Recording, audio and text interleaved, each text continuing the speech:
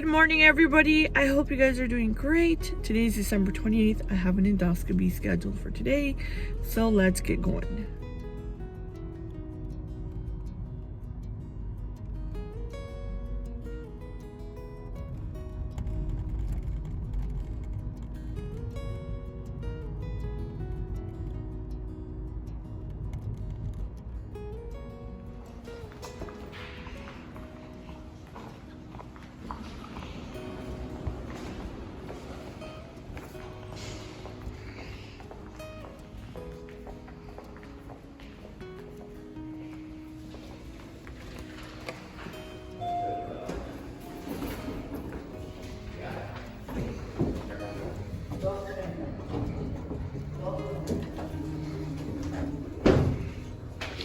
All right, here we go.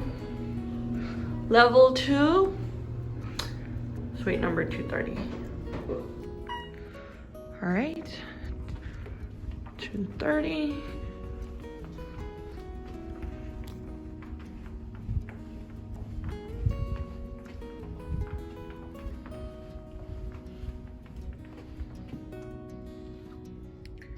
All right, we made it.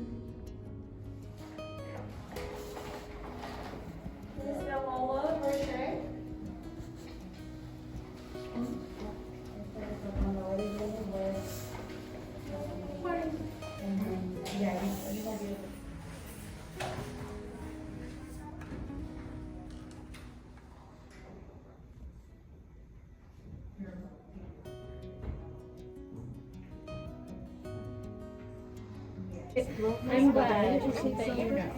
You'll be passing that arrow, you don't even realize it. I'm ready. As it goes in here, pack of your colon, if you see something called polyps, it takes them out. Again, you don't feel it whatsoever.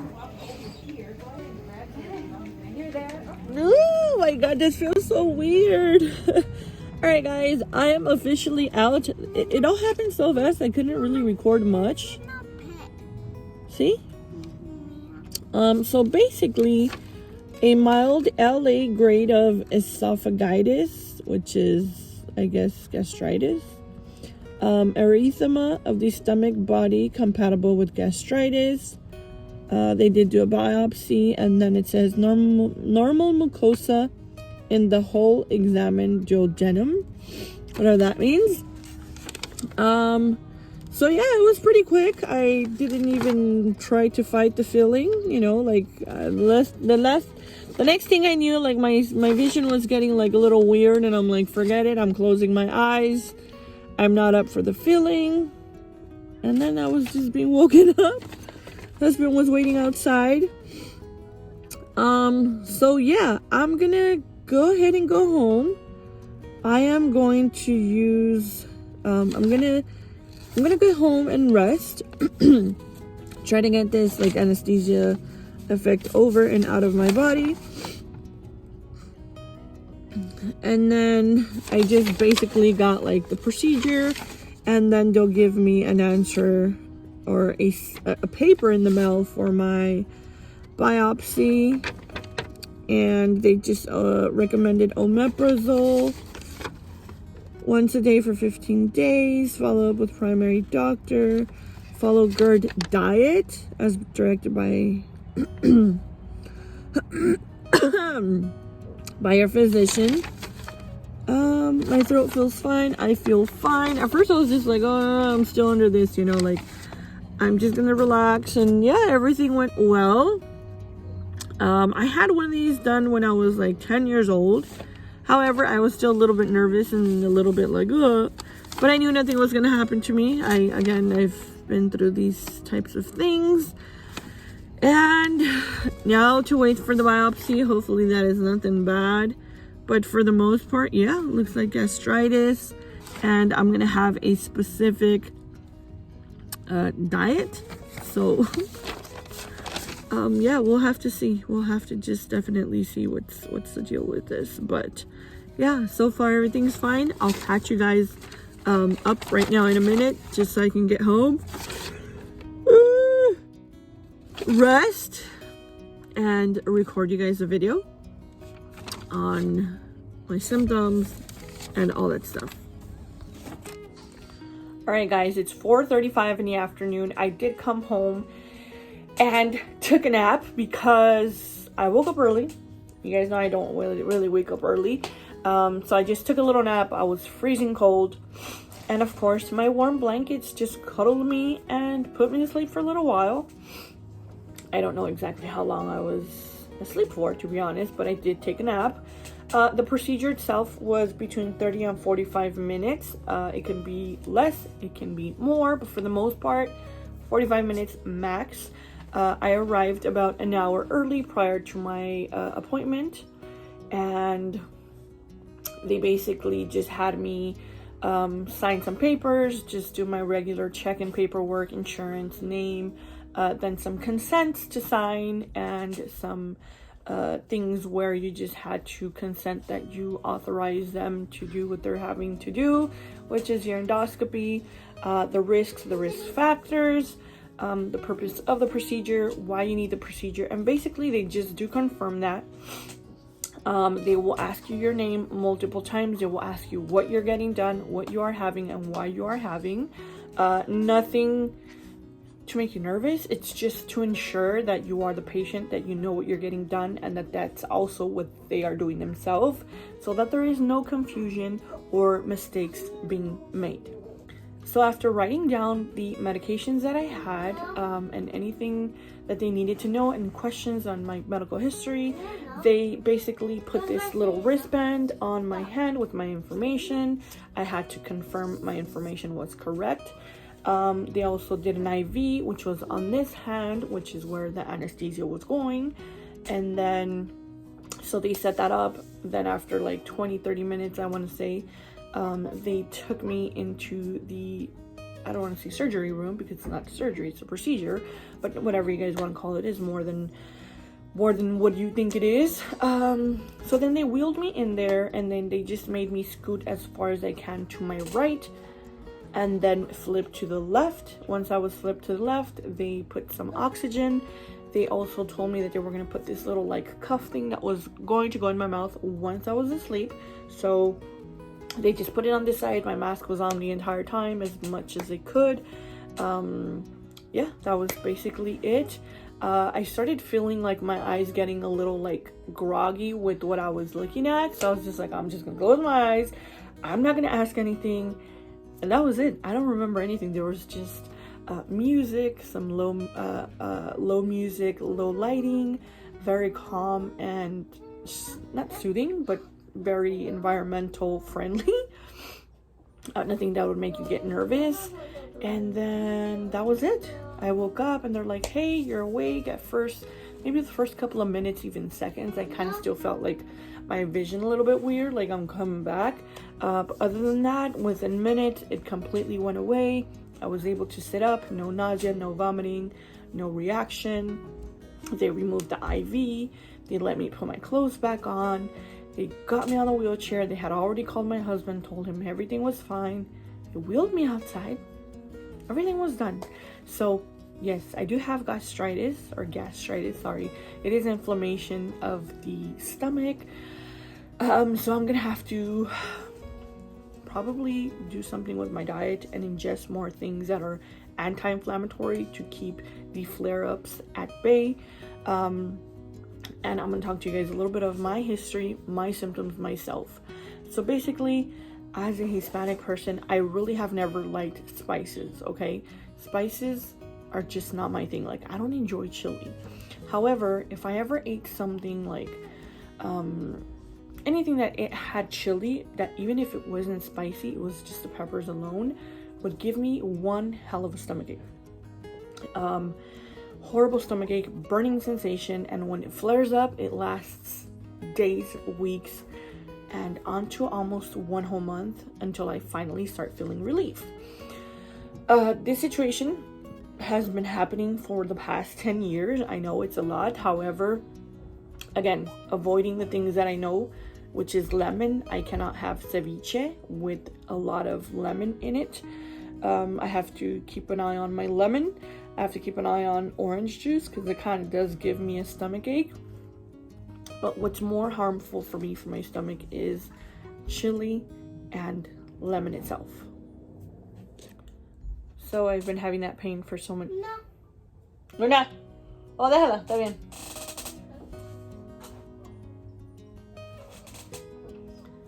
So I have been experiencing that pain for quite some time now without getting diagnosed. I was told I had a GERD. A couple of times that pain landed me in the hospital. I was told that it was GERD and that I needed to drink Prilosec, which it helped, but it's like a delayed release, which means it helped me a teeny tiny bit every single day, but not an immediate type of relief or a quicker form of relief for me. So by the time I was feeling much better, we're talking about day 30, almost a whole entire month. Like, can you guys imagine an entire month of torture? And during that entire month, I had to just eat light foods like rices, nothing fried, and nothing with chili at all, whether it's spicy or not, no peppers at all whatsoever, because my stomach right away reacts to that, which kind of surprises me because I've never been a person. I feel like sometimes I think like this: you eat hot Cheetos for so long, you irritate your stomach, and that's what leads to the issue, right? So not for me. I really have never liked chili. The only thing that I do like, and it's not, again, something that I would constantly eat or be addicted to having all the time, is like hot Cheetos with nacho cheese, Cheetos with cheese, or even just our regular traditional Mexican plates such as carne con chile. Even if it's not spicy now, it still irritates my stomach, and I'm like, what am I gonna do? So what am I gonna eat? You know what I mean? But basically that has been my story for the past 10 years. I'm just so glad that I got answers, because for the past 10 years I was just like, well, I don't know what it is. They just tell me it's GERD, and I had never had an endoscopy done. I had one, I want to say when I was like 9 or 10 years old, in like 97, 98ish. I had a really bad situation where I had a really bad burger at school. Once I took the bite of it, the center of it was still bloody, and that gave me a bacteria. I had E. coli. So I don't know if this whole situation has just been lingering since, but the whole pain situation kind of went on more towards 2010, 11, from then till now.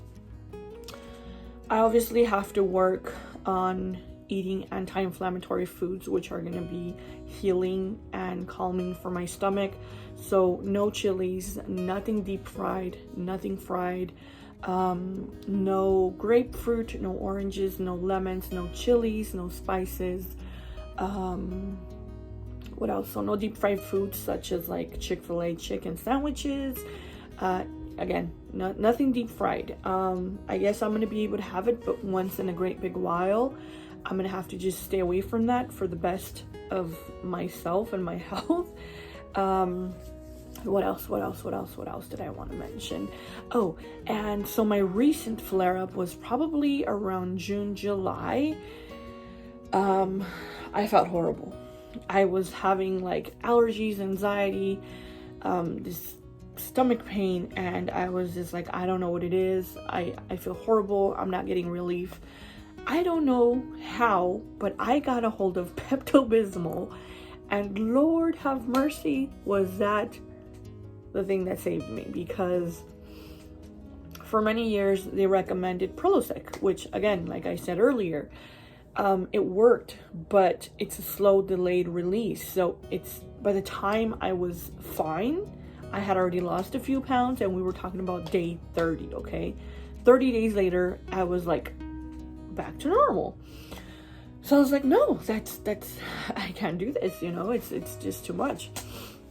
So stay away from fried foods, and if you suffer of gastritis and you need immediate or quicker relief, I use Pepto-Bismol, and that helped me. Now, a lot of people get pushed away by Pepto-Bismol, or push it away because they think Pepto-Bismol is just for diarrhea, and that is false, okay? Pepto-Bismol is for indigestion or digestion, bad digestion, heartburn, nausea, diarrhea, and stomach aches, okay? Let me just say, it's been my lifesaver. I carry it in my purse, and if you guys are not believing me, let me just show you. It is the only thing I found to be efficient for that stomach ache, and I'm just so glad I found it. I definitely recommend that if you guys suffer of gastritis pain, give it a try. If you read the label, basically what it says is drink 1 dose, whatever it says on the back, 1 dose every 30 minutes to 1 hour until you have the desired relief. Okay, so these are on the go. I take these for me when I'm on the go if it randomly flares up. And it has happened to me where I'm just like, oh my god, my stomach ache. I pop my pill and I'm fine. The pain is very debilitating, at least for me. It's a very, very, very obnoxious upper stomach, like right here. Pain of burning, nausea. I'm not hungry. I feel nauseous. Like, it's just not pleasant at all. So basically what you're gonna do is you're gonna drink let's say one of those pills, right? You're gonna let that sink in. You're gonna let it kick in.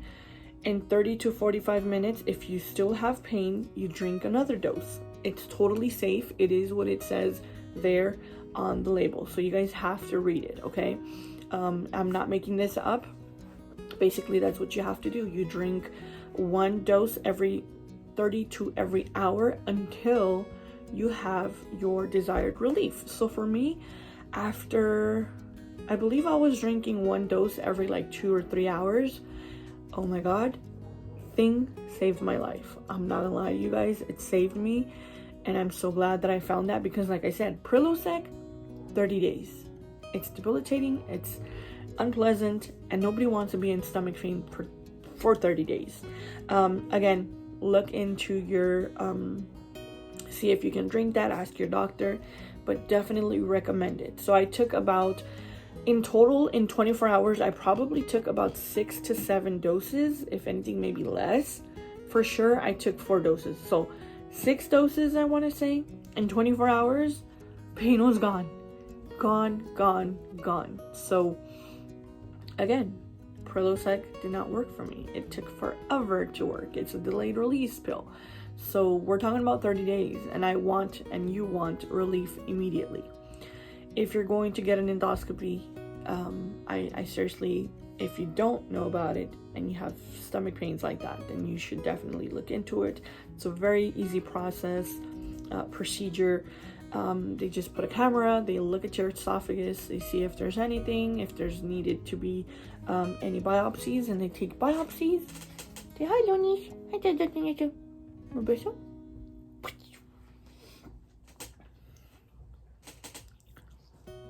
So yeah, that is basically my story. It's 4:50. We've been recording for some time now. If you guys have any questions or comments, don't be nervous. You're gonna be okay. You're just taking like a little 30-45 minute power nap. You're gonna be fine. They don't take your clothes off. All you do is remove your top, leave your bottoms on. I left my boots and my pants and my everything on. No electronics, no earrings, no jewelry, no nothing. Everything stays in a bag, put away for you. And don't be afraid. You're gonna be okay. You're gonna be fine. Okay, I'm fine. I'm here. It's 4:30 in the afternoon, about, I don't know, like 8 or 9 hours or 6 hours since my procedure. I'm perfectly fine.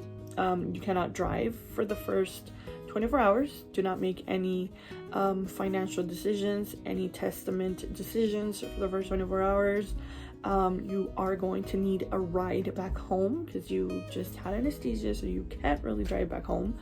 But other than that, you're fine. You're able to go to your normal activities. Cautiously, you can take a nap and get some of that like anesthesia out the way. And yeah, you guys are gonna be fine. So thank you guys. That was basically my experience, and I hope that you guys subscribe to my channel, and we see each other soon. Bye.